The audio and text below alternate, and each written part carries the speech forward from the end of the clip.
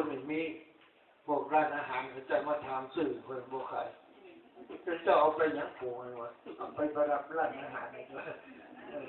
ไอ้โปงนี่มันอยู่วัดเด้อมันอยู่สักบ่สมควรที่อยู่ในร้านอาหารแต่ว่าเขาเจ้าก็มาหาซื้อนะครับนั่นก็ยังของเพลเด้อคนใหญ่เด้อพิจารณาจังหน่อยบ่แม่นว่าเอามือนี่มืออื่นดอกเอาออกนะก็ฝากไว้วันที่21 22กุมภาพันธ์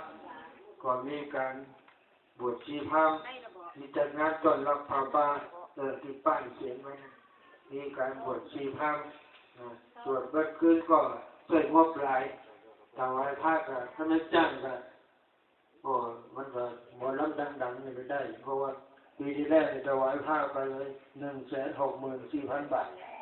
160,000นี่ก็จ้างหมอลำดังๆได้คอยพันบ่จ้างมันคนตีกันจ้างพระงานน้ำกันนอกบวชชีพรามน้ำกันนั่งฟังนอนสวดก็ได้เบิดคืนก็มีญาติโยมมาร่วมงานหลายจะเฮาจัดมันอยู่ในป่าในหมู่บ้านของเสียเท่านี่มี5 6 7หลังคา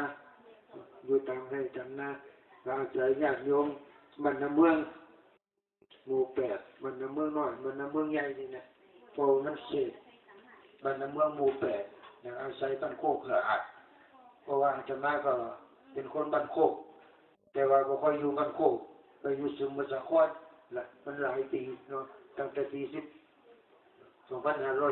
ถึงปี41 42ก็เลยมาสั่งวัดสั่งว่าตอนนี้ก็ยังขอวัดบ่ได้มีแต่เสาซื่อๆ